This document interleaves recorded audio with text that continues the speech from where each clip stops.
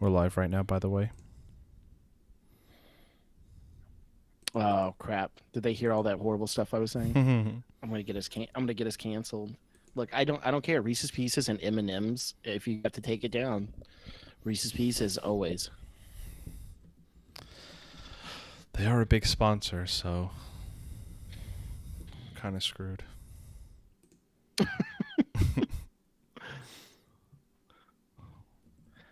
Okay. USB camera.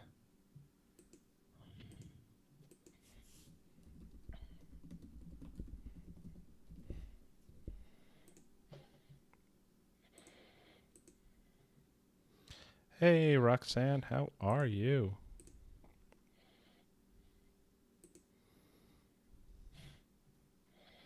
Okay, so for some reason my USB camera is fucking up a little bit, so I'm gonna have to go with the built-in camera for us for today. There we go. Hmm? Hmm? Hmm? Hmm? Ah! Look at that. Before 9:30. How about that?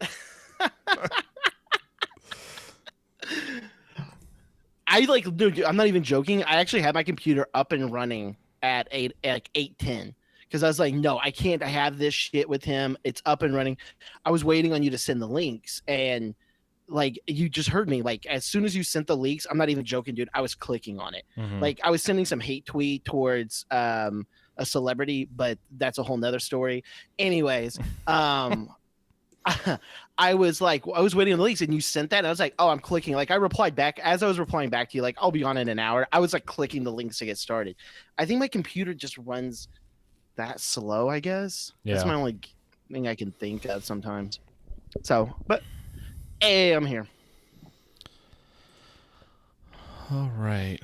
Let's see. Who do we have here? Hello, Jen. Hello, Roxanne. You know, Roxanne, I totally meant to message you that the episode's live, and I forgot because I know I said I was going to, but you watched it, so we're good.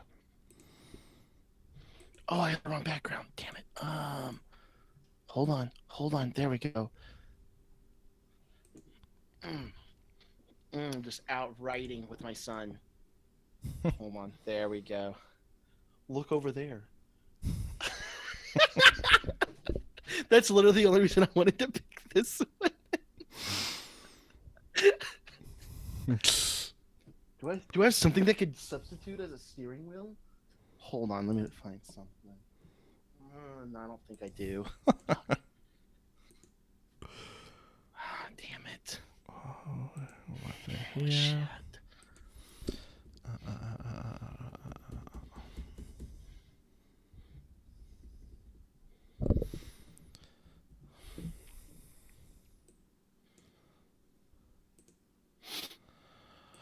All right. Oh, she watched episode 2 last night at 9? Holy cow. Yeah, if it comes out at midnight for us, that's crazy. I thought it like came out for midnight at everyone. I thought it's midnight all the way down. Huh. Yeah, so I guess it comes out for at 11 for you. That's pretty cool. I wish I had done that. I waited till like 12:01 and then I got on. Yeah, I would check out what are you an hour behind? Yeah, right. Yeah, hour behind you. So like 11:01, I'll check it out.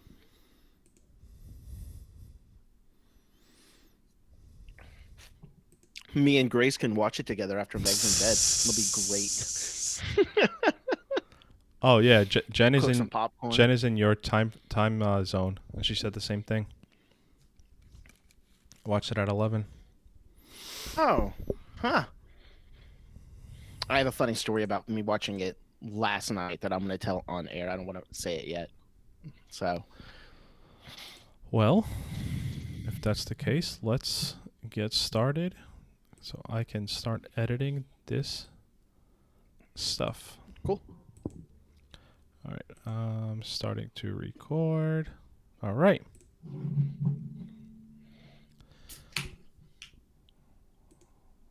Get my notes up.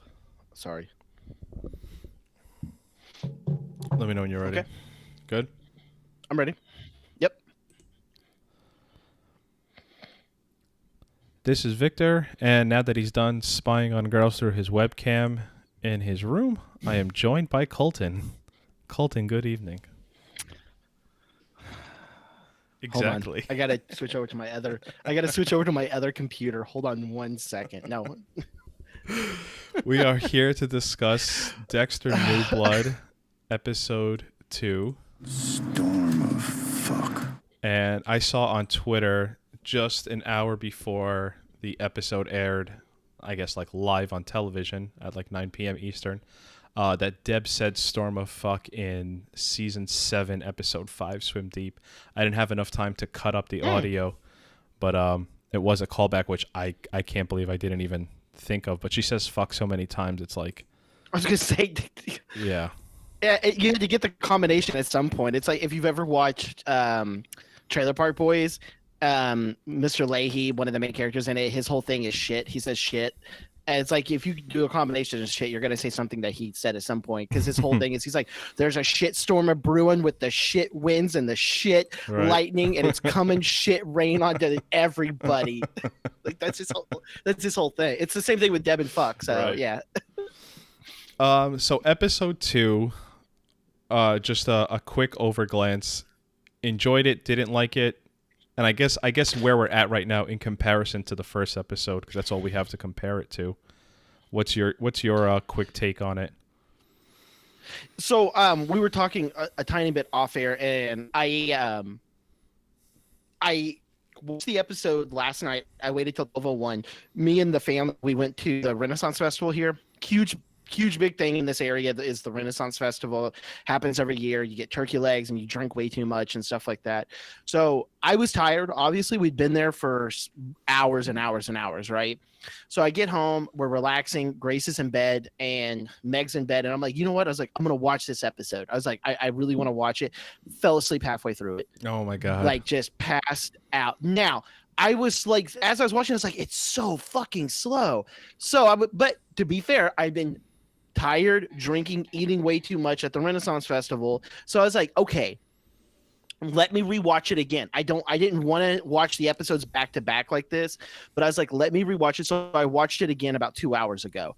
And it's still in my head, it's a little bit slow compared to last episode, but it's still good. There's still a lot that we get out of this. We get introduced to some new characters, which is really good. It's not bad. I don't feel like it's wasted. It's a story building episode, which is something we need. You know, you can't have every episode on the edge of your seat, like, oh my God, what's going to happen? Because Breaking Bad, prime example, there's episodes of Breaking Bad where you're just like, oh my God, like this is a really slow episode. But again, it's just a lot to absorb. And I think that's kind of how this is. After the episode aired, I did like my and for most of the day, I did like my social media rounds, just seeing what the general vibe of the episode was, and I was surprised at how many people were like so down on this for being so slow. And so I wasn't the only one. Yeah, okay. And I was like, I'm surprised. I'm cutting off Dexter media. I'm trying my best not to look at anything. I have a funny story about that, but I was just surprised to see it. I enjoyed this episode. There is something that happens in this episode that over the course of, what is it now, 98 Dexter episodes, has my favorite moment in all 98, and that's not hyperbole. Really? It's not hyperbole. I'm not like over it. I thought last week's episode was okay. It like did some good ground setting of where we are, but there's one moment in this episode is my favorite of all 98 Dexter episodes. Okay. So there was a couple things to clean up from last week.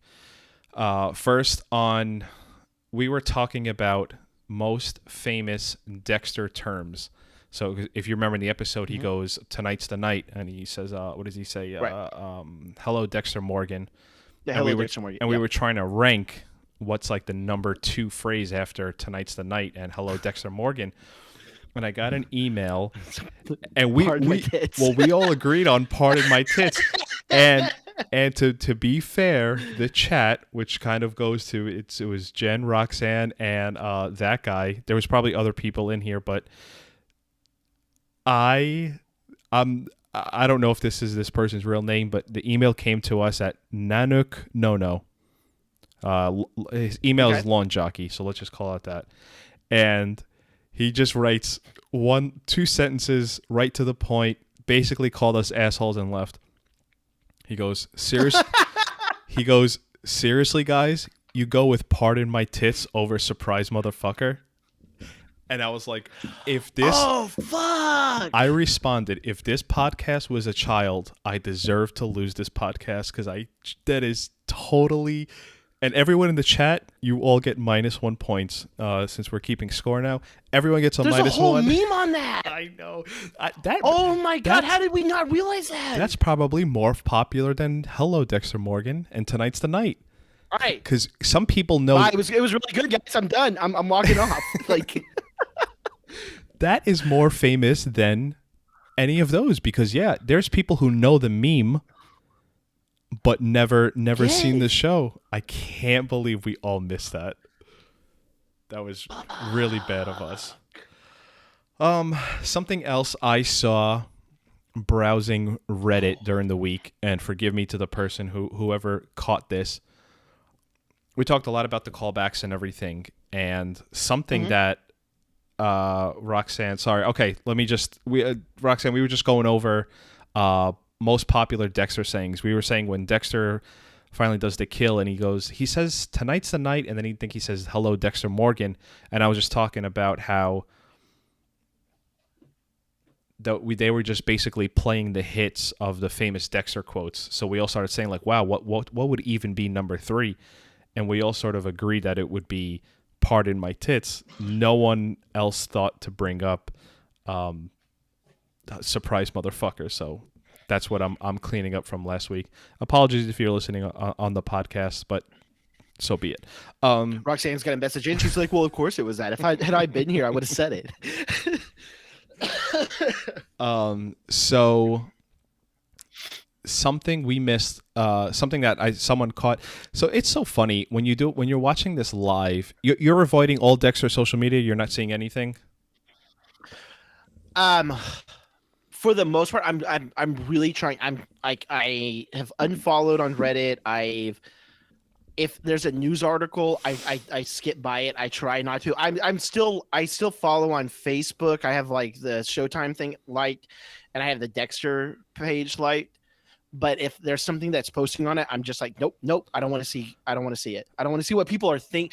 I don't mind seeing like, hey, the episode's coming out tonight, and this or whatever. I'm trying not to read like people's reactions because I want to come into this podcast as I just watched it 5 minutes before it started in my head.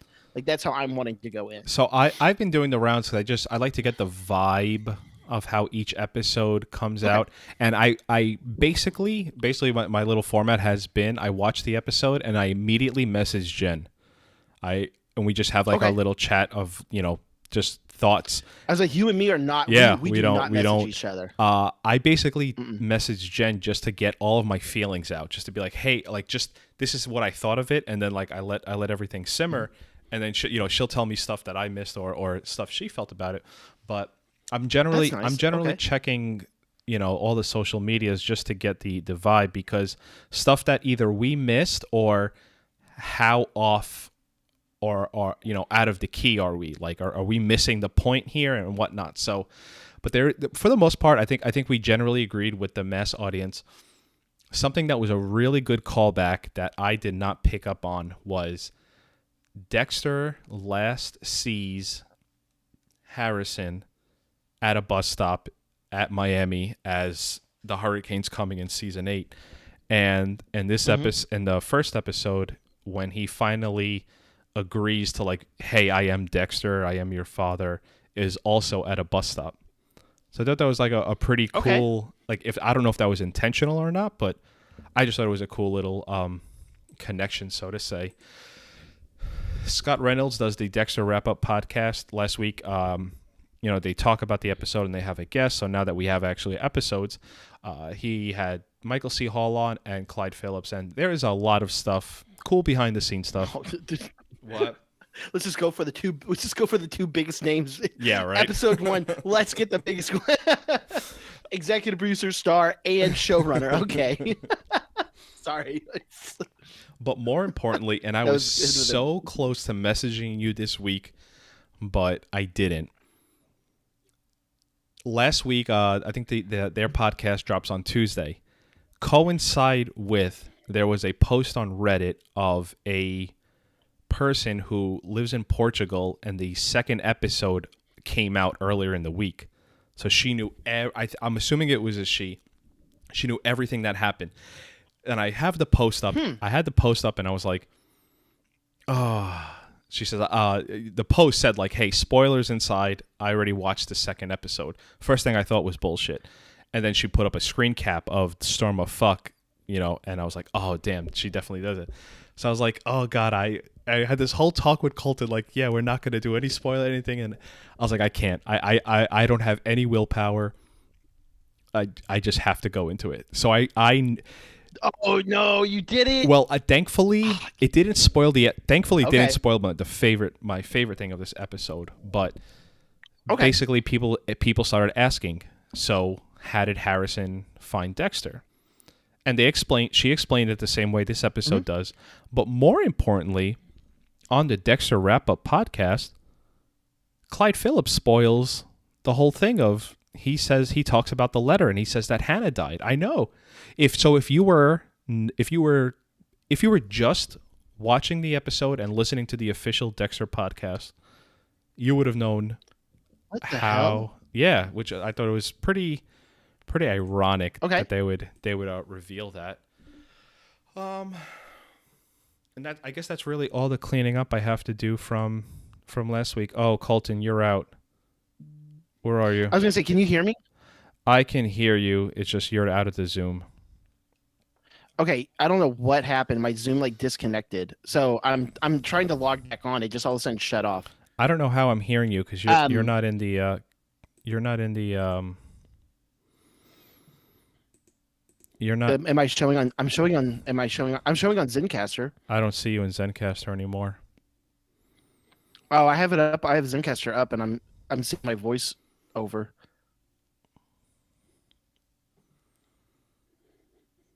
I don't know what happened. My Zoom just all of a sudden killed. It says it's connecting right now.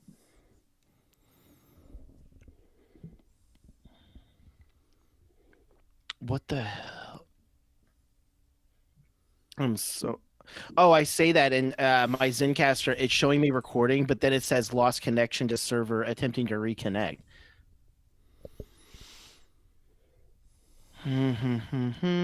What is going on?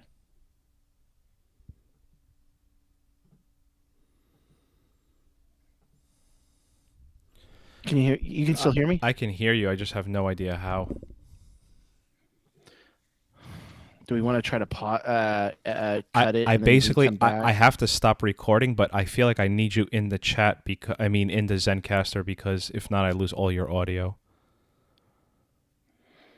I'm gonna retry to bring up Zoom. Zencaster is more important than Zoom right now, just to salvage that first. I mean, I'm showing on my end. I'm showing Zencaster moving. Can people hear me in the chat? Do you know? Yeah, they said they can.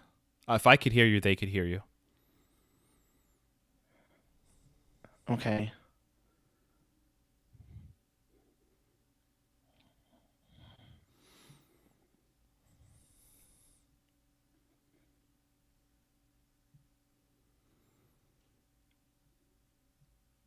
But on your end, you're not showing me. You're not on in Zen. You're Zencastr? not in Zencaster or Zoom.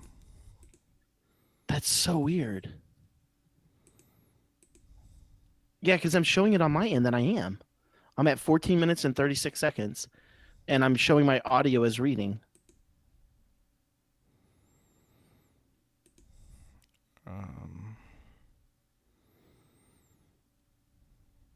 I'm gonna stop recording and then see what happens, and just pray your audio's there. Oh no. No, it's not there. Wait. Can you refresh the page? Hold on. What?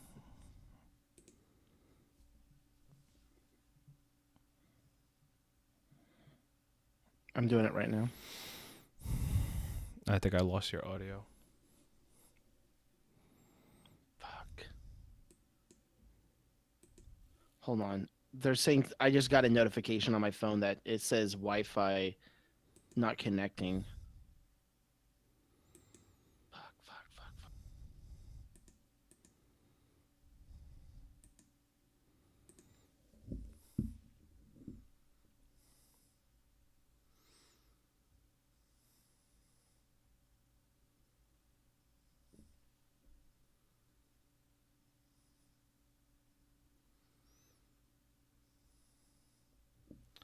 Yeah, I'm pretty sure I lost all your audio from all that. I guess I could get it from the stream.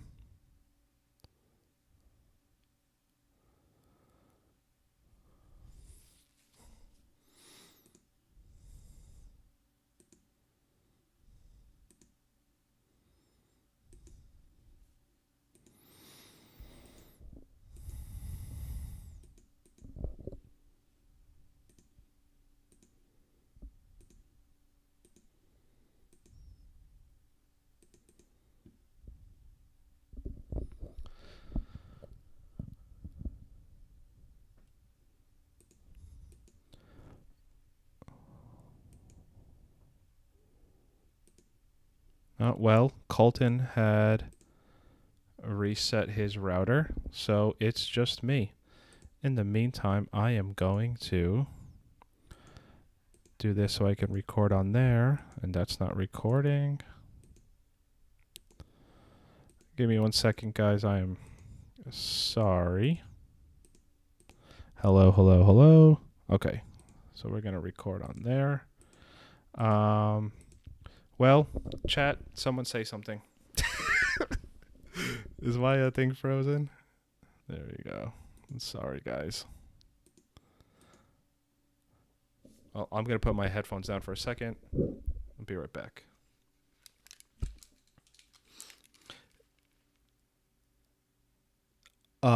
Because I already know Jen. Roxanne, do you have a favorite thing from this episode? Because I'm just curious if anyone had what my favorite thing as well.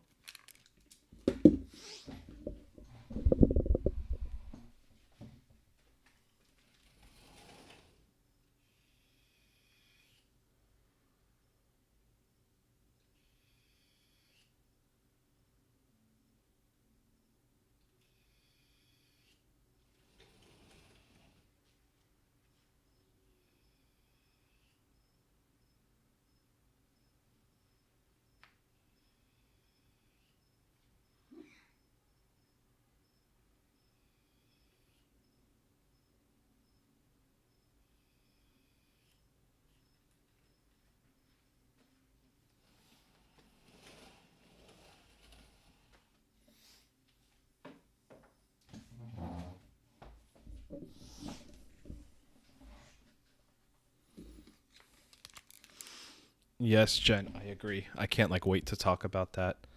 The second time around, I watched it with Yeah, see, Roxanne says the same thing.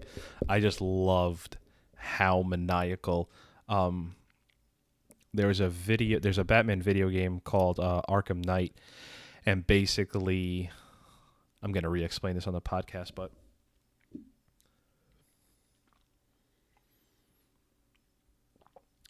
the Joker, Batman killed the Joker in the previous game, and then he comes back, and he's basically he's like Ghost Harry, he's Ghost Joker in Batman's head, and how much he ridicules him and makes fun of him for all his ridiculousness. I just got the same vibes from Deb. Yeah, I found the Joker and the Deb thing to be so similar. Michaela, what's up? Welcome. That's my sister's name, by the way. We're just on a quick hold because Colton's Wi-Fi crapped out, but hopefully he'll be back. That guy, you're so late. We're actually discussing episode 4 right now. So if you haven't watched episode 4, just maybe mute us for a second. No, we're just on a quick hold because of Colton. Let me put that in the chat.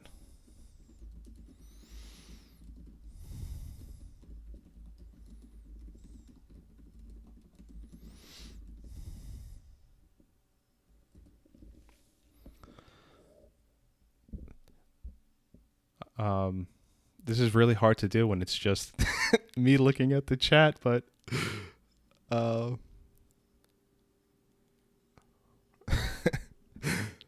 I don't know who that guy is. I don't. It's like, do I? This is so funny. Do I know who you are? Are you just podcast friend?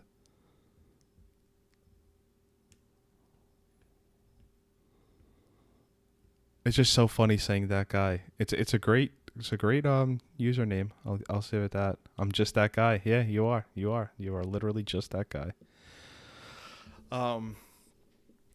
I guess since I don't want to bring this up on the podcast, I don't know how much social media you guys follow, but I just feel.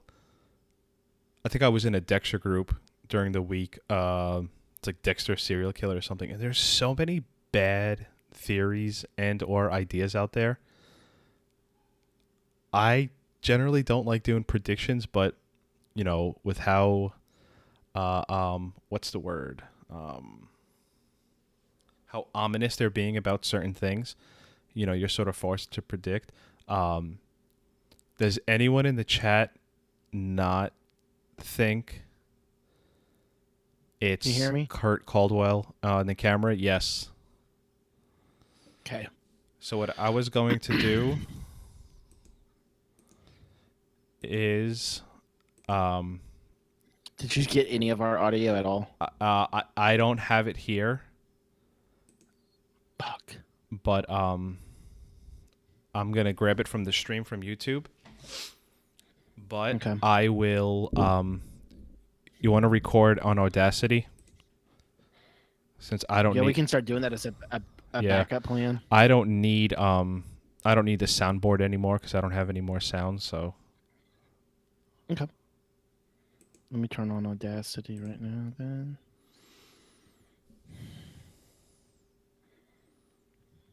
I'm just talking to the chat while you get set up and running. Maybe Colton will chime in when we get to it in the episode. But yeah, I generally don't like that's not Harrison theories and Harrison's a double agent. I just think a lot of people, excuse me, we know that Dexter is alive, but like the general public, there was no reason to think otherwise. Something that was really funny. Audacity is starting. 3, 2. Hold on. Don't start it yet. I thought yours was already starting. No. Started. Sorry. Whenever you're ready. Yeah, I'm ready. 3, 2, 1. All right, I'm live on my. I'm live. Yeah. Okay. Great. We were actually at a good point. Okay, sorry to interrupt you. We were actually at a good point in the episode where we can get right into the episode. So you're not going to hear the bell, but I'll know it for my actually, it doesn't even matter because I'm going to have to edit it in anyways. So, all right. So, with all that, we can get into the actual episode. Our episode starts out with Dexter and Harrison sitting down, and of all the ways I expected this conversation to go, I did not expect this, if that makes sense. Like, no. But I think it taught me to not have as many expectations. This is something I should have learned from Dexter season 5, where I thought Dexter that season was going to be Dexter as a madman, Dexter on the run, and we got like almost the complete opposite of that. I just thought this episode, like the first question would have been like, how did you find me? Right. It's a kind of, well, go ahead. I kind of wonder if, Dexter is more in shock than what is being portrayed. Mm-hmm. Because I mean, Dexter's not an emotional. He is emotional, but he's not as emotional as obviously like your regular average person. But I kind of feel like he's still processing the whole situation of like. That's true. Why is he here? Like I don't know. That's kind of how I viewed it. I could see how, in our heads we just want all the answers right there, but Dexter, it's more like, holy shit, my son who I abandoned has just showed up on my doorstep. Like, what the hell? So Yeah. we get the explanation that basically what happened was Dexter wrote a letter to Hannah, and we'll talk about what the letter entailed later, and that Hannah died. I was a little thrown off with how upset Dexter was that Hannah died and not about his son, but like you said, shock and everything, so like, sure. And I was gonna say, was it you? Because I have it in my notes in here. I don't remember if it was you on the podcast or we were discussing it in person, but somebody had said like, "Oh, I bet you they're just gonna kill her off with cancer. That's like the go-to." And I was like, "Holy shit!" Whoever it was that said this, like to a T, called this, because I almost positive I even remember saying like, "Yeah, it's probably like pancreatic cancer or something." Like that's like the go-to. And this was like a year ago when it was first announced. And because we found out the actress, I can't remember her name, the actress wasn't going to be in it that plays Hannah.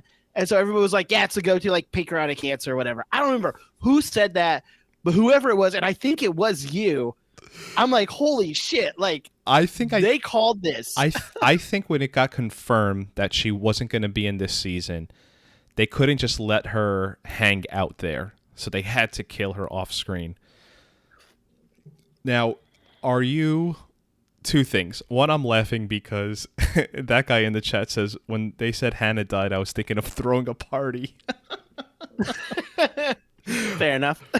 Let me get some things out of the way because, like, we were talking during your hiccup, is that there's a lot of theories out there, and when I'm looking through everything, there are so many.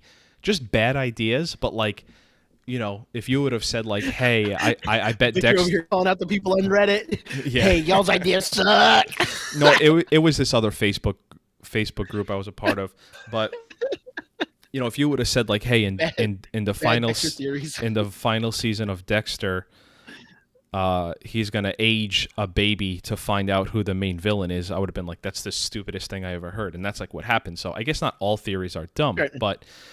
Let me ask you this. Do you think that's Harrison? Or let's me and you get on the same page here. Do you think that's actually Harrison? It's Cody. No, it's Astard. No, that's Harrison. Dude. Okay. All these I've seen those theories out there. I have the little tiniest bits of certain things I've seen that's not really that's Harrison. No, that's Harrison. And do you believe Harrison when he says Hannah died of cancer? Yeah. Okay. Because there's a lot out there of Harrison killed Hannah, or Harrison is basically working for like a police agent being what Miami Metro's crack team of investigators. You know, basically being like a double agent, sort of trying to get intel on Dexter. So I'm with you. I'm gonna take what the show gives me, and if we learn anything else as time goes on. The show doesn't do that. They don't do that much like a quiz. No, that's not the show. And we'll talk more about, because he gives more in detail about the letter later in the episode. In the morning, well, I guess in the morning. Well, actually, no. Hold on. I'm sorry. Let me go back here. As Harrison goes to bed, we get that scene from the trailer where there's a bullet knocking on that stained glass window. This is how I thought Deb was going to arrive in the show, which I was wrong. And she's tapping on it, and the glass breaks. And we get the first scene of Deb in this episode. Mm-hmm. And do you have anything to say about this scene before I do? I want to let you go first if you have anything. Well, the only thing I really wanted to say on this part of it is, two things. One is the intro. We're now finding out that there's not a theme song. As far as we can tell right now, there's not a theme song. This is how the intro is, and I'm going to go ahead and tell everything out there, badass. I love it 100%. Like, the Dexter theme song is a great theme song. This is a new show. This is Dexter New Blood. I like that they did this. They're not toying with, well, let's maybe remix the theme song or something like that. They haven't really done that, and I actually really appreciate that. Like, they did it in the trailers, but they're not putting it into the show like that. And I think that's I personally really like it. I wanted to put that in my notes that's at least as of right now. And I don't, if they haven't done something yet, then they do it on the third episode. Then that's really stupid on their part. Really like that. The other little thing I wanted to put out there, because I did talk about guns last episode. The one thing I have seen on spoiler talk is a couple of the gun groups on. Everybody's hating on the show already because of the portrayal of guns and bullets and things like that. Just to get a little nerdy, when Deb is showing, like, she pulls the bullet out of her gut, there's like the casing on it, and the bullet, when you shoot a bullet, it comes out of the casing and all of that. My thing is on that is shut the fuck up. Like, I'm not a nitpicker. I am a nitpicker. I'm going to nitpick the shit out of this show. And if I'm not nitpicking that, because one, filming style, just to film, if you were to actually hold a real technical bullet and just sit there and be filming it and doing what they're doing, because it's such a prominent part, you would just have this tiny little piece of metal that you're holding. It's not going to pick up on the film very well. So it's easier to have like the whole casing and stuff like that. I just wanted to say, any of the people that are listening to this, if they are nitpicking that, shut the fuck up. That's not worth it. I saw that as a big talking point in some threads last week, and I was like, I didn't know what they're talking about because I don't know about guns, but I was more like, in a ghost hallucination scene, that's what, like, you have the big problem with. But that's what I'm saying. Not like that this I'm a gun person. And it was like, not that they pulled the bullet out of a dead person, pulled a bullet out of whatever. So I hear that, and I was like, okay, even if that is true, like, I didn't. And listen, we are if we were superheroes, we would be the nitpickers, and yeah, we didn't. That's not even like oh, whatever. I just wanted to throw that out there. That was my big thing, because when I saw her doing that on the thing, in my head, I was like, man, if they were to do that with an actual bullet, I was like, that would be so hard to film. I'm thinking filming perspective in my head. I'm like, that would be really hard to film. It's easier to film with the whole. I'll send you a photo of a bullet later on, and I'll point out. They do it in this episode when they pull it out of the deer. You could barely see it. Exactly. I can nitpick that because they actually, with the bullet caliber, they say it doesn't even match that gun. But again, I'm a nitpicker, and I'm letting it go because the show itself so far has been so good. I'm letting that shit go. Sorry. Okay, go ahead. Yes, and I think obviously it's evidently clear we're not going to get a theme song, which I would have loved to hear that theme song that played in the trailer, that sort of, I guess, wintry version of it. But I'm cool with this. I'm graceful. I like it. Gracefully letting the show like change its change the get up. You know, we're getting everything new, everything changed. I like that we don't have the same old score. I'm so glad we don't have the Daniel Lick score, and it's not that. I love all of it. No. I'm just glad they're like doing away with it. So before the credits, we get the first Deb scene, and this is how Deb acts in this episode, and I'm praying she stays this way for the remaining 8 episodes. Is my favorite character acting in all 98 episodes. How maniacal and how she's teasing and taunting Dexter is just blood? All of it. Just every time she shows up, like we're going to talk about later when she's laughing in his face and Dexter's like, stop laughing. And when Dexter's in the car yelling at him, it's just, I watched the episode with Marissa and I was just like, Harry was such a safe place for Dexter to be Dexter. And to be fair, even though Dexter sort of killed Harry, it wasn't like on him like it is with Deb. We'll talk about it later. Just how, like, if you think about it, this guy sees people and he thinks he's actually talking to them and that they're responding. And this is like a tortured guy of 10 years he hasn't done anything. Yeah, this voiceover should be just fucking roasting him, and like it should be like rot, eating him from the inside. And I love how she plays it. This it's my favorite part of all 98 episodes, like just this Deb character. And that part, I'm not saying is hyperbole. This part is, I feel like this is like the greatest use of a character. this new version I of have Deb. I do have a question with the character of Deb in this because of the way that he is acting in this, and this isn't me trying to go on like I have a theory because it's more just it's like this thought in the back of my head on this. Do you think Dexter is kind of losing it? Okay, he's always in a way been detached from reality because of who he is, but do you feel like he's kind of maybe become a little more detached in a way? And that's this character of Deb in this is it's a way to it's even more of a detachment. Like I don't want to say he's going insane or anything like that because I don't think that, but I don't know. There's something just a little bit different, and maybe it's just the way that Deb acts compared to how because Harry was always kind of like a safety blanket in a way, and Deb is 100% not a safety blanket. Ghost Deb is not. So I don't know. It's just there's just certain things that happen in it that kind of makes me wonder if I don't know. I don't know how to describe it. I'm not following 100% of what to answer. I'll go into it more. Okay. I'll go into it more in a little bit. That some of my questions, and I don't want to be like these people that are like, well, Harrison's not really Harrison in this because that's not what it is.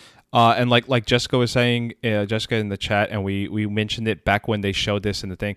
I like that she's wearing her hospital gown. I think that's like the most raw version of Deb, and I think it's more. It would be funny if she was in the woods with the hospital gown, but she's like dressed. That actually would have been kind of and that would have made her a little bit more crazier. But I don't know how you filmed that.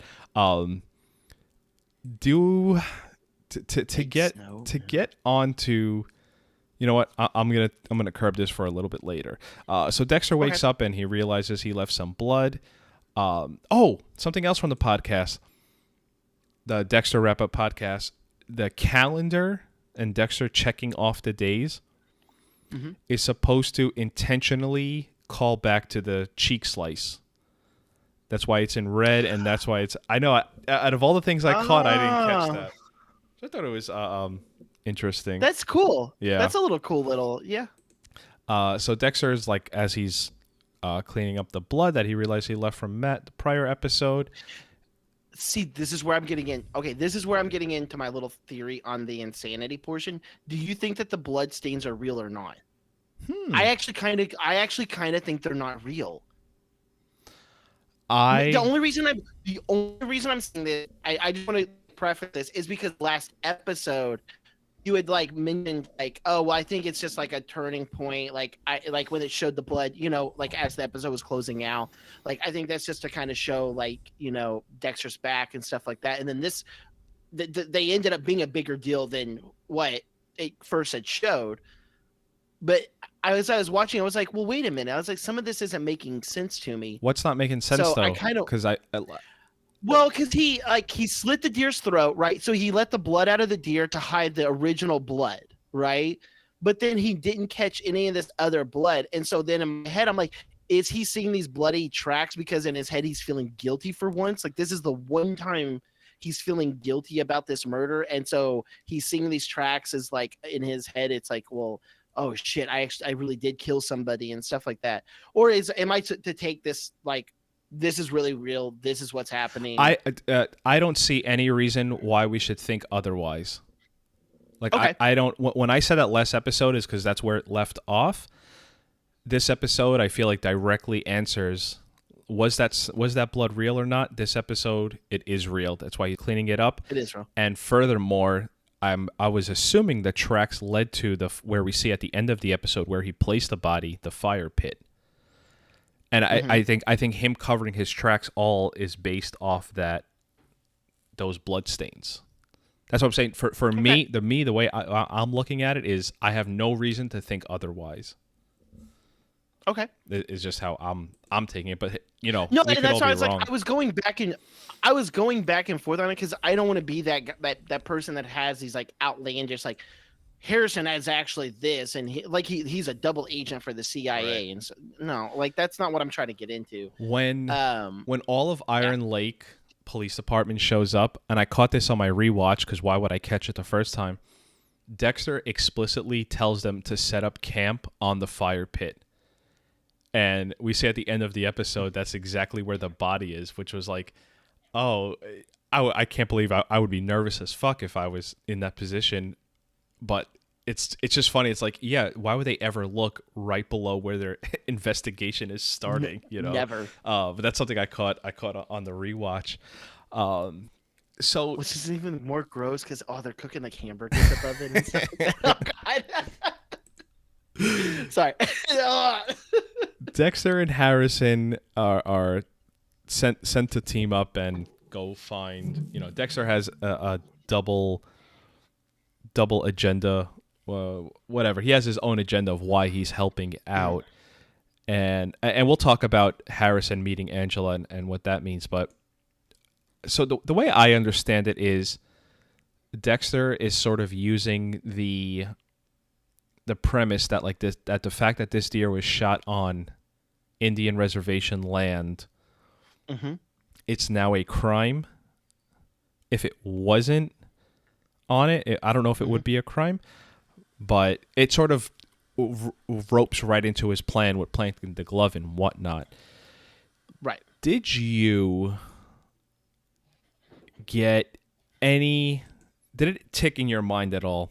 The fact, and like Deb brings it up, you know, the morning after Harrison finally comes to Dexter, he like sends him away. So I was like of two minds of this. One, I can't believe he's sending him away that quick, but also it's more important for Dexter to get out of this situation than to be with Harrison. You know what I mean? Yeah, like if you didn't think anything of it, I wasn't thinking that much on it. Yeah, that's fine.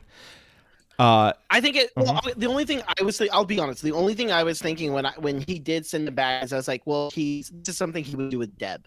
He would tell Deb to go back to do something so that he could intentionally mess with a crime scene. Yeah, that's the only that he's treating. And you know what? This way he would treat Deb. And like Deb says, like you're a lot back like your old ways. You're the same old Dexter. Exactly. You know. So then in that aspect we have the same mindset. Angela heads to Edward Olson's house, and I don't know how much we're supposed to take away from this. I'm assuming this becomes a bigger plot later in the season. Let me do my one nitpick, please. My one nitpick. Okay. This is it. This is in this. Right when she pulls up to the house, she's driving a police car. She's wearing a police jacket with the badge and everything on it, but she still has to pull up the badge, show it to the camera. I'm sorry, I lost it the first and the second time I watched this. I was like, this is clearly a cop in a small town of like 500 people. You know who this is. Let me show my badge to those. All right. Now I'm done with my nitpicking for the episode. So there's like something behind, you know, this is the same guy from the climate change protest last episode. And, you know, the short part of it is that he lends his helicopter to help with the search, but there seems to be some turmoil between this guy and, I guess, Iron Lake. I think it's with him. The police department or I think there's turmoil between him and the native population. I think it has to do with something with the native, because that was the riff I was getting. I think it has something to do with the natives, because he said, I don't remember verbatim what it is, and in my notes I just put in him and native population are not getting along. He says something like along the lines of oh my god, it was something like you've come a long way or something like that, and then they keep bringing up this other name, Isabel or something. Iris. I don't remember. Iris. They keep bringing that name up, so I'm wondering if there's something with that. And then obviously the what is it, the murder of indigenous women has been brought up, which is a real thing. So I don't know, I kind of think there's something with that. So I guess this is a good time to bring this up. This way we could kind of close this chapter of these two. We get a few, and I have to say, when I was talking with Jen, I was just like, why did I after the episode ended, I was like, damn, I got a lot of horror movie vibes from it. And it's because of these like 3 or 4 scenes they show of this girl that we met last episode who was at Iron Lake Tavern Bar. Mm-hmm. She's now in this. I don't She was know. there for I don't know. the protest, right? Wasn't she like there No, for the she was. protest She was. too, She or said she was just passing through town, and then Angela like slipped her some Oh, money. okay. I don't know if this is a hotel or if it's the shelter that Angela told her to go to, but I don't know if we're supposed to know that. And we see basically the whole episode. There's a camera in the room spying on her. She gets drunk on champagne, is eating strawberries, and then eventually tries to leave the room, and she can't. All the while, there's someone spying on her. So I have a lot on this actually, and I'm not nitpicking this. So go ahead. I actually have a lot to talk about on these scenes. The only thing I have on it is who we think was watching it. I think we're led to believe it was Clancy Brown, Kurt Caldwell, and just why he shows up at the end of the episode. But And we've been trying to reach you for hours. There's something that tells me it could be the Edward Olsen, the billionaire, but any thoughts or anything I have on it, I'm holding until we get more on it because I think they were purposely being vague on what was happening. And maybe that's where a lot of my questions are coming in on this, because you have this girl. I don't think she's at a shelter because you're drinking champagne and chocolate covered strawberries. Like, that's not something that that's not something a shelter is going to give you. And two, that's not something you typically, oh, I'm wanting to have a night in. Let me go get a bottle of champagne and chocolate covered strawberries, right? Like, that's not I don't know. That's kind of strange. Like, that's typically like a romantic thing, right? Like, that's something that, oh, my boyfriend brought me this, or this guy I'm seeing, or whatever, sugar daddy in this maybe in this situation, right? But then not only that, so she gets sick from something. We don't know what. I'm assuming it's something in the strawberries or the champagne or something like that. No, it was the champagne. She says when she's throwing up, she's like, "Oh, I drank too much champagne." Oh, see, I think she was intentionally poisoned somehow. But she wasn't, because then she was fine. See, I don't know if she. Maybe she was. I don't know. The only reason I'm saying that is because what's written around the camera with that you're dead and you're already dead and you don't know it. Unless it's like, well, I'm going to break into this room and I'm going to kill you. So, but then how is it you sat in this room even though you're sick? You sat in this room this entire time and you never realized that you couldn't get out the door? I don't know. Like, how does she get into there to the beginning? I just have a lot of questions. And it's like I said, I'm not nitpicking. I like it. I like that they're being this weirdly scary. I like what you said. Like, it's kind of a horror thing. Like, I like it. It's something completely different than what we're used to in this type of show. I think I'm withholding any thoughts about it because we don't know anything. We just know that this is the same girl from the last episode. She said she was passing through town, and then we see her in this room. I only brought up the shelter because that's what Angela mentioned in the first episode when they're talking at the bar. Right. And I took it as she just was hanging out in the room, just trying to get a night's sleep, do whatever, and then was going to leave. Anything about the camera, all that, I'm just holding until I get more because I just think we don't have anything else to go off of. Okay.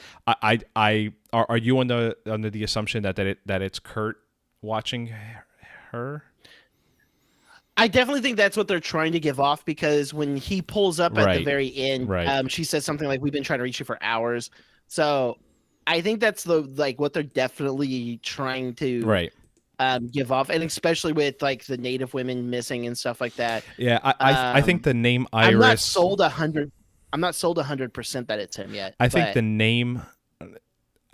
I would love to be wrong about it, and it will be funny if I am. I think the missing girls that gets mentioned really quick in the first episode, Iris, this person who gets magically brought up, and we don't know if it's Angela's sister, another daughter, and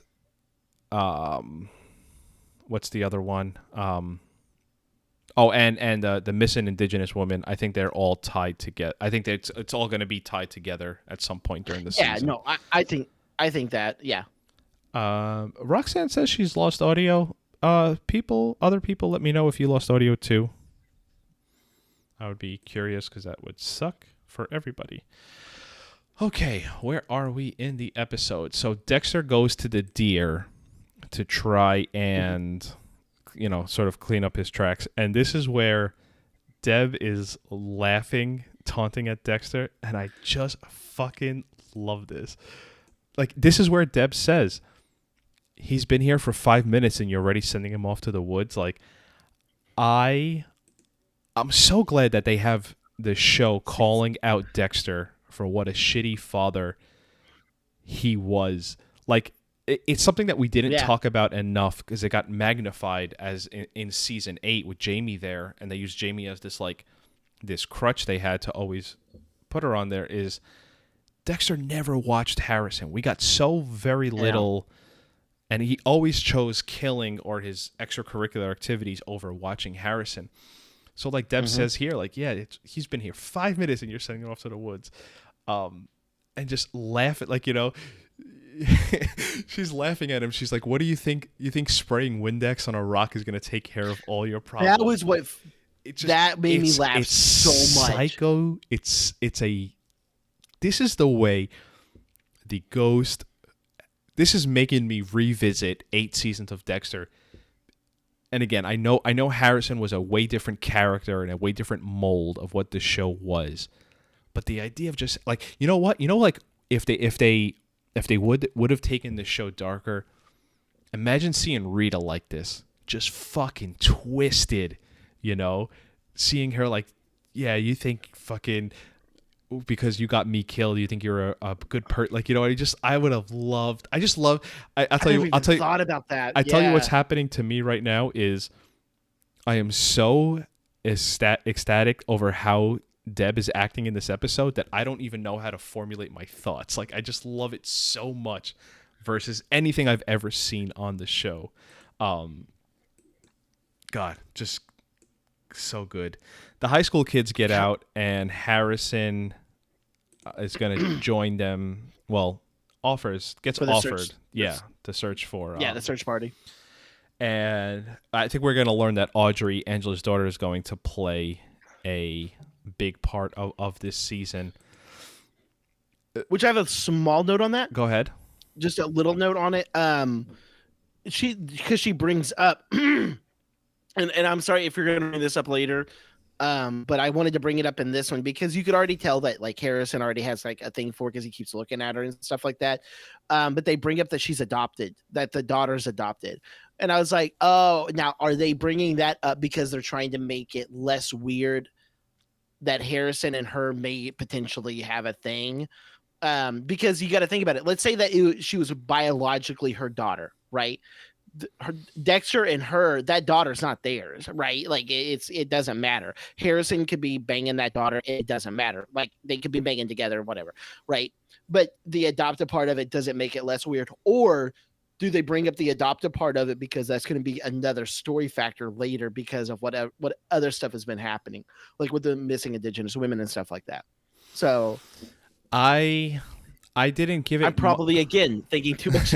I just didn't give it much thought. I just only because I thought it was just sort of Dexter. The way I took it, if you're making me dissect why they mentioned it, just how Dexter was sort of absent for a part of Harrison's life was the same way Angela was absent and is not like really the mother of Audrey. I don't even know if that connects, but I just never thought twice about it. I think there's something else to it. Could be. But we'll see. We'll see. I mean, it's episode 2. So yeah. Okay. So anyways, yeah, they're off together. And this is where we, Harrison, sort of kicks off Dexter like, hey, I've like survived 15 years without you. I'm pretty sure I could handle the next 2 without you. And when Dexter goes in the car, we get the next Deb scene and she's just like, he's not. Oh, I wish I would have wrote the words down, but just taunting him of like, he is not a fucking loner psychopath serial killer like you are. Like he'll be fucking fine. But this is where Dexter just loses it and he starts screaming. But like it's such a great cut where then they show the bartender from the Iron Lake bar.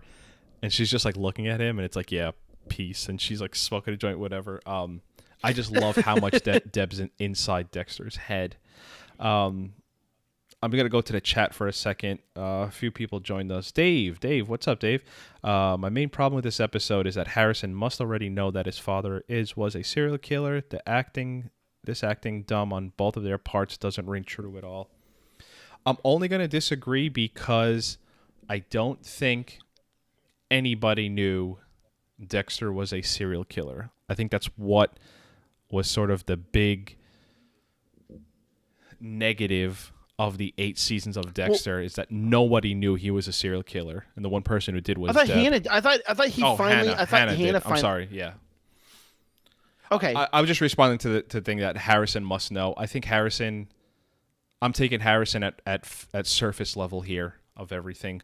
I think he showed up with being mad that his father left him, and this season's going to be them repairing. He knows his father. He potentially knows his father has some dark demons or something like that, but he doesn't know what it is. Right. Yeah.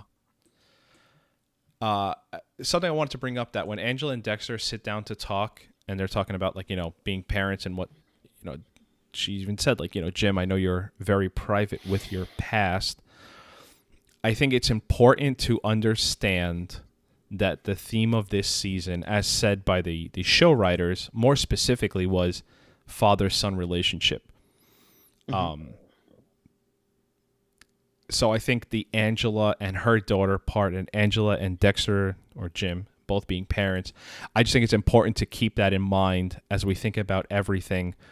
I mean, just think about how many parent-son relationships, things we have going on. Because we have Dexter, we have Angela, and now even Kurt and his son Matthew. So there's a lot. That's a good point. There's just a lot. There's just, again, they said it's the theme of this season, and they're sticking to it. Okay. So to say. I saw some chat on this going around that Harrison and all of them are hanging out in this cabin, and they're all smoking. They try to offer some of the drugs to Harrison, and Harrison says, I had to get clean a few years ago. I had a problem with it. I don't do that stuff anymore. He said he had a problem with drugs. He actually says, like, I had a problem with drugs, and I had to get clean. Yes. I took that as Harrison just didn't want to be kept being asked, like, hey, come on, man, don't be a pussy, try it, do it. And the easiest way to do that is just like, hey, man, I'm like, I'm sober, I had a problem with it, and like no one's gonna be a dick and keep offering. I took it like that. I see a lot of comments about how this means there's more to Harrison, and this is where a lot of people are starting to say Harrison probably killed Hannah. Oh, so now I hadn't heard that theory, that Harrison killed Hannah. Yeah. Okay. I don't think Harrison killed Hannah. I'll say that. As of right now, I don't think he did. Yeah. What do you think about the drugs comment?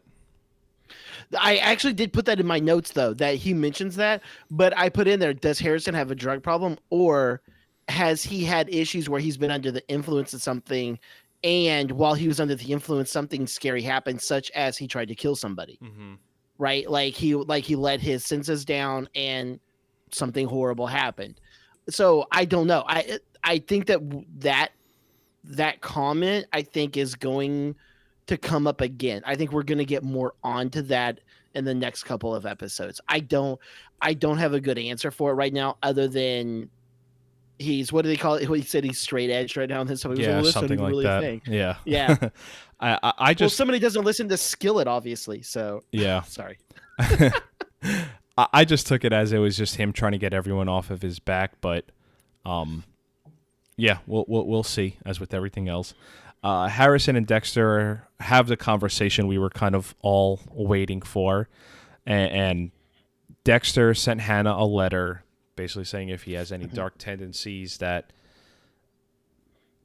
to reach out to him, and he connected it through, he saw the return address, found Oregon, found him in a Instagram picture, which is a little weird. I really don't want to get on this. It's a little weird if Jim/Dexter was trying to be not found, but you're not looking. Do you think Dexter really likes it? Do you think Dexter really likes bowling? Actually, like, no, like, I actually even put that in. I was like, does he actually, because in Dexter, he kind of made it sound like he didn't really like bowling, but then he's in this bowling league and he got a 300. A 300 is perfect. Right. Like I was like, so I it's random, but I was like, I think he really likes bowling. Like I think as much as remember we talked about this in Dexter, we can't take the voiceover as truthful because it's lying. I think he actually likes to bowl. I think it's like a random thing, super random. I think he legitimately likes it. I always took the bowling thing as it's a way to fit in without being noticed, and he just so happens to be really good at it. Like, that makes more sense. Like he was just one of the guys. It was a lot. There was a lot more. There's a comment in the chat from that guy. I think Dexter's light passenger is bowling. He's fucking always has a good shit.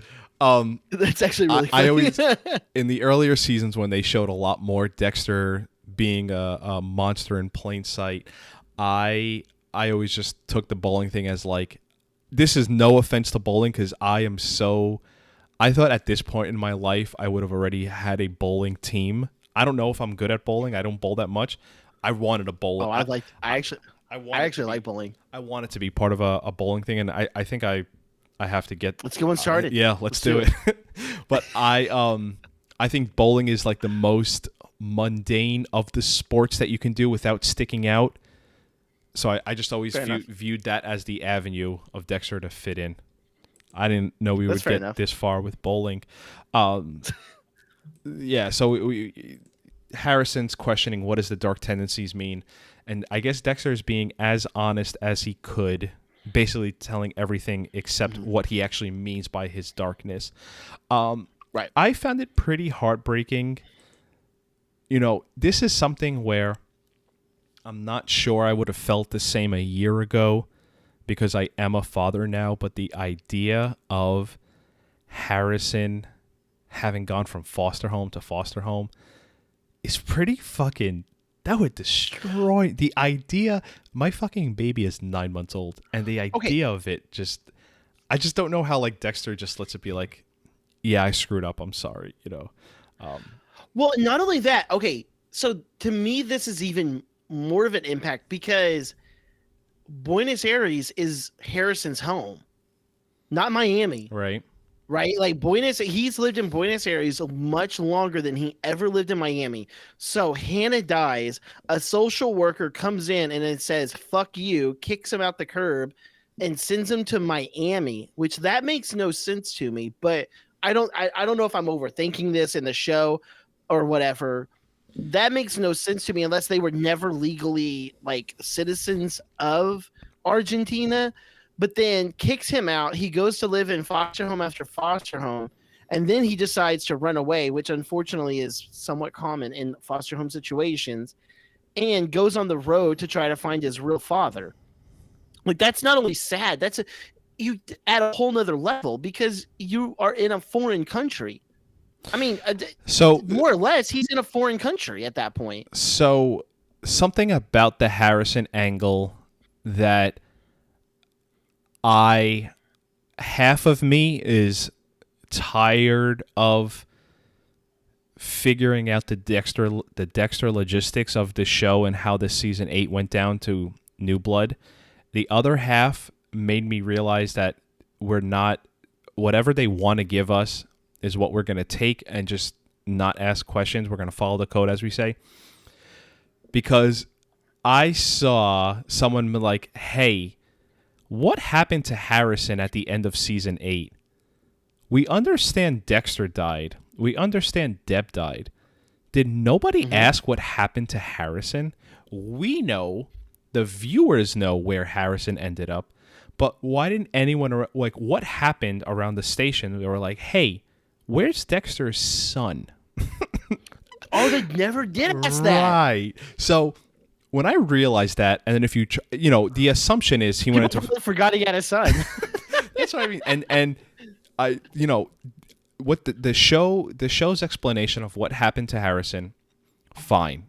Like, I'll accept it as is.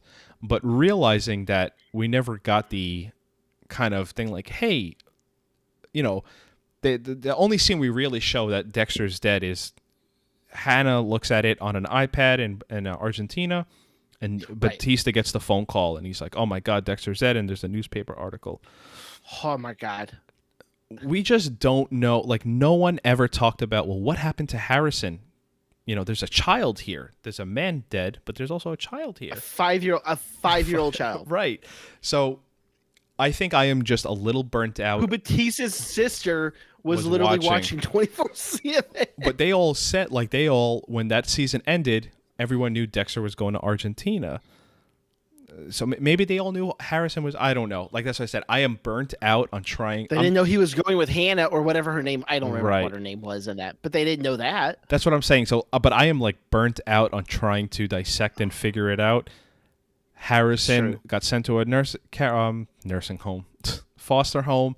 Eventually found Jim Lindsay. Fine. Like, I'm not gonna harp on but how why we a got foster here. home in Miami? That's what kills me. Why a foster home in Miami? You I are literally in. You have been there for 10 fucking years. I'm sorry. Like, and I'm not nitpicking the show. I'm not, because I think it adds another element of sadness to this situation. That's my thing. I really hope if they don't have Harrison speaking Spanish at some point, I'm gonna be so pissed off. That was another thing. I was like, shouldn't he have a Spanish accent? But you know what? I don't have it in me. Well, I don't have it in me to do the specifics. I'm 96 episodes of nitpicking this show. Whatever this show wants to if Harrison was speaking Greek, I would just go along for the ride. I am down. They're giving us what they give us. Great. Here we are. He starts talking like Angel out of Lucid. I got so sad at the idea of little baby Harrison crying himself to sleep every night, and then to find out his fault. Like, that is just, hey man, we were closing season 8 saying Dexter is a shitty person, and the idea that you could leave your son out there doing that. I guess whatever happens to Dexter this season, he fucking deserves it. One part of this scene that kind of caught my eye second time around, and I felt it the first time, but I didn't realize it until I rewatched it. The whole time when Harrison's talking, when he's saying this stuff, I cried myself to sleep. Dexter is if you're watching it, he's on the right side of the screen. And on the left side of the screen, out of focus, is the stained glass that Deb broke through. I want to say that is the show subtly telling you that's sort of Deb in the background saying, no, don't do this. Okay. It could be me just picking up on it, me just looking too much into it, but I'll leave it at there's a whole part of the scene of the viewing angle that's just empty, and the only thing there is the stained glass. If that was intentional, I think it was really well done. Okay. So we come to find out that the search is off. You know, Dexter planted everything just well, and they're calling the search off. The last Deb moment, and again, I'm not gonna go again how much I love it, but I am gonna do it. When the search is getting called off, and Dexter's just sitting there with that Dexter grin, like he's had all 98 episodes, and Deb is like, "You think you got away with this, you smug fuck." God, I loved it. God, so that was so, and not only that, it's with what's about to happen. Like, not only that, it's about to be like, yes. She wins. She wins. Right. One more thing that I did not say. Going back a couple scenes ago when Dexter and Deb are in the car and she's yelling at him.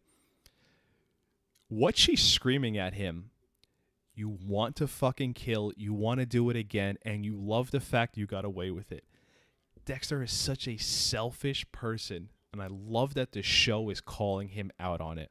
I think that's why whatever hate this episode got, I love that they addressed one of me personally, my core issues with this show is Dexter always got away, never suffered. And here's Deb rotting inside his brain. You're a piece of shit, and you're fucking selfish, and you're going to ruin this poor, sweet kid's life. Yep. I guess it's a callback, or it's a little Easter egg that the goat was named Vincent. I guess that's Masuka. I thought maybe, but then when they were like, You know what though? Put it this way: Van you Gogh, could choose. go, You could Vincent choose Van Gogh. any name in the world. They went with one specifically. I am saying it's a callback. You know what I I mean? don't think it's not. I Right, don't think it's not. Yeah, it's a very small callback, and good for them. Yeah, Good for them. Yep.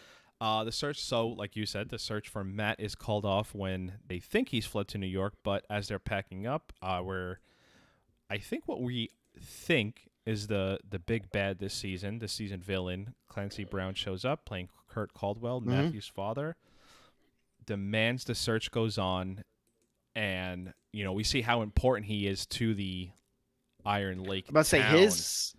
He kind of like his little intro speech is good. Yeah, he's like, "Hey, remember I helped you? Remember I helped you? Yeah, like It wasn't like a power. It wasn't like a superpower. I like think it was just like I'm the fucking man. It was like remember when I helped you? Right. And your kids have worked at my store. I Right. just own a little truck. I just own a little truck stop. Yeah, like, hey, remember how I was there for you and we're supposed to be there for each other as a town? How about you guys be there for me now? And like, you're right. It wasn't a power trip. It wasn't. He didn't come down and say, "I run this town." He just said, "Hey, I've helped all of you motherfuckers. We're a family here. We're a small little town. You should help me too." And we get the reveal that Matt's body is actually buried right under this fire pit, and that's how our episode closes out. So that was a creepy end. It's You see creepy his because the face. eye, the eye is just like Yeah. So I think Dexter buried the body there because he ran off to get Harrison last episode. So I thought, and I was surprised that he buried it there because I really thought when he first was cutting up, he's like, "Oh, I can put him in lake whatever." I thought he was going to put him in the fishing hole. Where he was like pulling the stuff out. Did.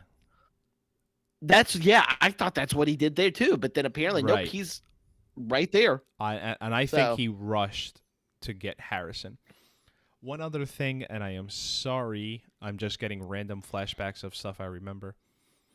First episode when Deb comes out of that fishing hole, remember, and that like black person just the thing or whatever pulled. Yeah. According to the Wrap Up podcast, that is the literal embodiment of the Dark Passenger, is what they said. The Dark Passenger grabs Deb. I would have never thought that, but that's what they said. Now that you're saying it, I would have never thought that, but now that they're saying it and like I'm thinking about it, I kind of like that. That's the dark. Yeah. Like, shut up. Like, let me get through. Right. I like that. That's cool. So that's how our episode ends. God, I need to start listening to that podcast. Listen to it. It's this is going to be a big week to see how much they spoil or not spoil. Kind of me and you bitched a lot about Harrison, that I wish they didn't mention him. But we also said the theme of this season was going to be father and son and whatnot. So it's like, well, we kind of knew Harrison was going to be in it. I just didn't know he was going to be this big of a deal of it. So like looking back, it's like some of the stuff we may focus too much on, but we don't know. Like, none of us have seen the third episode, so we're all going to figure out as it goes along. There's probably more stuff I have to say on this episode, but I guess as the week goes on and as we see the next episode, I'll have more to talk about from this episode.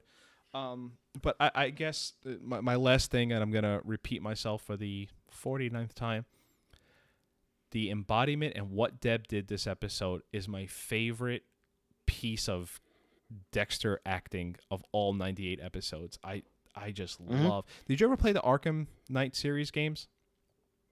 No, I haven't actually. So I was saying I need to, but no. I was saying this when you were reconnecting. If anyone has played the games, you know that in the third Batman, Joker is a hallucination of Batman.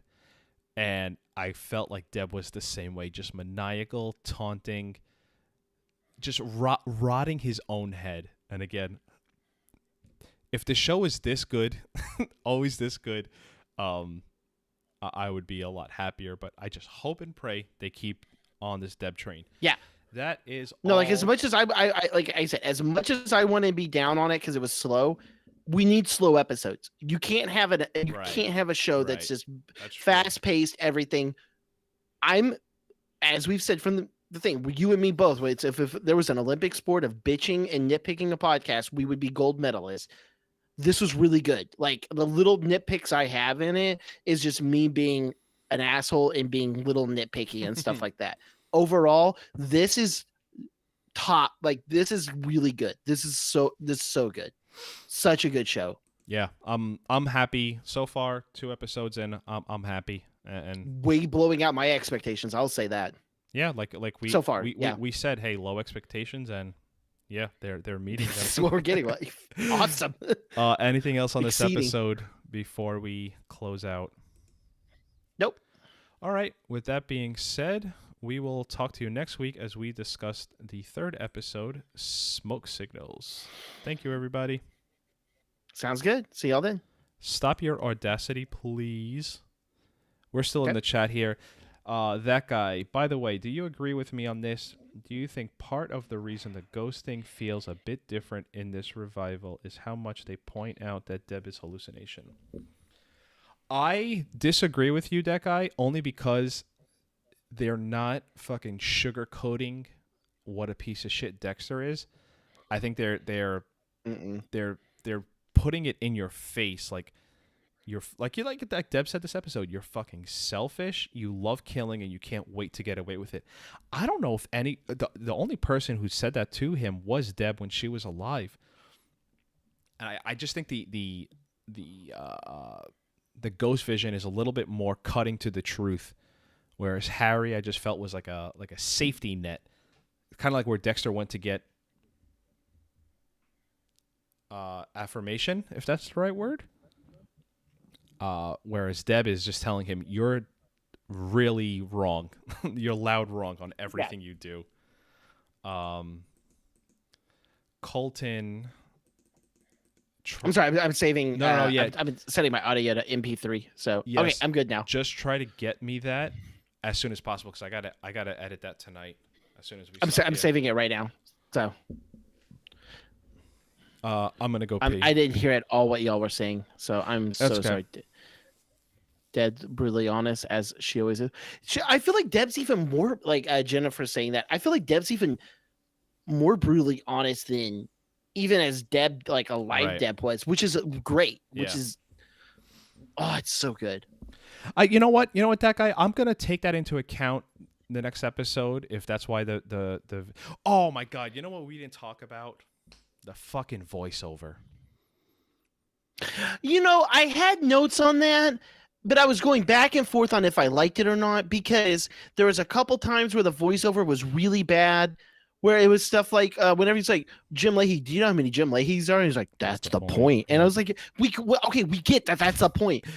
But then I'm like, well, now am I being an asshole because I'm like sitting there? I realize it's the point, like. Or is it like, is this what's needed? Because it's not it's not as bad as Deb walking in. Deb, like it's not that bad. So part of why, and I know Jen's in the chat, and part of why I like talking with Jen, because I think Jen is a perfect balance of me and you down the middle. The stuff I like, she likes. The stuff you like, she likes. I feel like she's like a mix. I feel like she's us right down the middle. So she said she liked the voiceover, and I said it was okay. I feel like we should have gotten like 25-40% less of it. There was just I kind of think that's my opinion. I felt like they just couldn't let silence happen. Like anytime there was free space, they just had to throw Dexter voiceover in. Because there was one more time where he says that's the point, and I was like, okay, we get that that's the point. There was one other, and I don't remember what it was. There was one other time he did the voiceover, and it was a little snippet. It was literally like 2 words he says, and I was like, okay, like we get it, like I get that. But then there's other times the voiceover is really good. There are times when the voiceover is good, and I can't recall it to your point. But overall, there was definitely times where I sort of was shaking my head, like unnecessary. Again, there's definitely some unnecessary voiceover. I think 25 to 40% less of it. Definitely have it in there. I wish it was more efficient. Like I wish it was telling us something. that we That's like a good wording. Yes. you know what I mean? Just too much of it. But I think the show knows. When I say the show, I'm talking like Clyde Phillips and them. They know the majority of people like the voiceover, so they're gonna give us the hits. You know what I mean? They're gonna give us the thing that we most like. I'm gonna take a pause if you want to. Yeah, I'm getting that audio actually emailed over to you right now. You send it in I a will file talk or on the- Dropbox or Google Drive? I'm just sending it as a file through email. Oh, it's gonna let you. Oh, no, it's not. It's larger than Yeah. 25 megabytes. Let me will be sent to. let me give you my Google It will be- Drive. Can I request a link? Fuck, I forget how to do this shit. Well, I'm using Gmail. It should just automatically do it as a.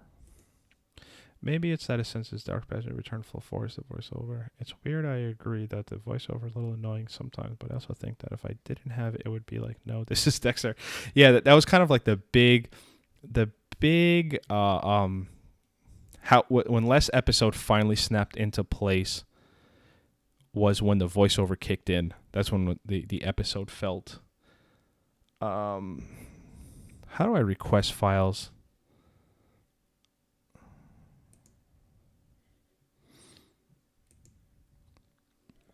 I thought it used to do it automatically. It will be sent as a. Oh, if it's saying it'll send us a Google Drive link. Yeah, but it's not. Maybe it just takes a minute to get like everything set up. I don't even know if I have a Dropbox password. Maybe I do. So you and me have sent plenty of files that one. I'm gonna let it sit for a second. I'm gonna run to the restroom as well. So I think I'm gonna email you a Dropbox link. okay. Why is my Dropbox full? I don't even use it.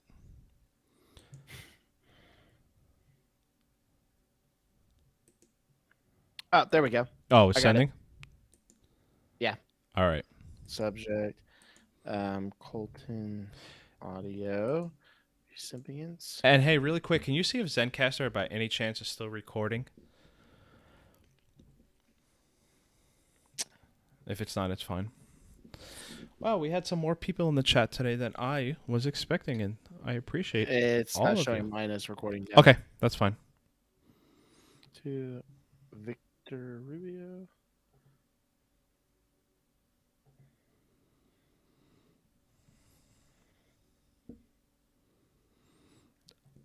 Oh Let me know yeah. if that works.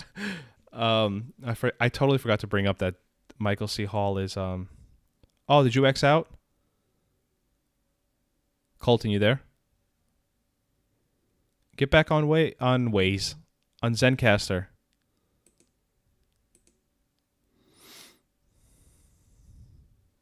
There you go. There we go. Fuck. Did you see that the Michael C. Hall's voice is on Waze? No. Yeah. I totally forgot about it. And Roxanne says she's been using it. I think it's pretty funny. What was it? I remember there was Samuel L. Jackson, I think, there was was on that it. one, there was something else came out. It was a movie and they had set to that. I don't remember some cartoon. It was really fun. When she was gonna be like, "Hey, go left." It's this weird like country like cartoon character voice. That's funny. Michael C. Hall's doing it. I need to do that. It's like the voiceover though, where it's just like, I was gonna take a left, but then Deb was over there, and I decided I couldn't do it. So I turned to right over at Kirkwood, and I It's continued making on me to my log destiny. in. I'm not logging in. I gotta try it out though. Once I download this file, I'll probably have to call it a night here because I gotta get to editing. Okay. That's here. Let me see here. Hopefully your file is as long as mine is. 5242, and I am at 52. Yeah, I'm at 10 seconds more, but all right. follow my father's code. That's really funny. That guy, David, Michaela, if you're still there, Jen, Roxanne, Ed Banger, who joined us late. No worries. That guy is from France. Did you know that? I did not. He could be fucking with me. I don't believe anything he says, but I think he says he's from France. Well, I gotta see. I gotta go pee. So, all of you who joined us tonight, thank you. And seriously, thank you all so much. This chat makes this so much more worth it. I have to do better. I think I need to like stop and address it as opposed to just like, yeah, Colton, I agree with you. And by the way, that guy said, I have to get better from. Oh, see, he's not from France. He said he was from France. One day I'm going to be in Publix and someone's just going to come behind me and they're just going to be like, I'm that guy. And just walk away. I'm like, that's him. That's him. I love that he's like a total anonymous person. That's like, there was this guy when we were in middle school. I will never forget. There's this guy, Brad. He would always tell everybody he was from Paris. Always tell, that's all he would ever do. Like tell everyone he's from Paris. He was like, yeah, I'm originally from Paris. And everyone was like, oh shit, like France? And he's like, yeah, Paris. That's what he would always say. He's like, yeah, he's like, and then we were like, well, do you have dual citizenship and stuff like that? He's like, well, yeah, I'm a citizen. And he would always answer like that. He was fucking born in Paris, Texas. That's great. Yeah, he like led people on. Everyone believed he was legitimately from Paris because he moved to our town whenever he was in middle school. So everyone believed, and whenever like they would ask him like if he would speak French, he'd be like, I don't want to embarrass y'all. I don't want to embarrass. He has like no accent at all because he's from right. Paris, Texas. Dude, it was so fucking funny. Yeah. Yeah, there you go. That guy. You're probably Brad, aren't you? We will talk to you all next week. Thank you, everybody. And let's do this again next Sunday. Sounds fun. Later. Later, all. That guy, Brad. That guy, Brad.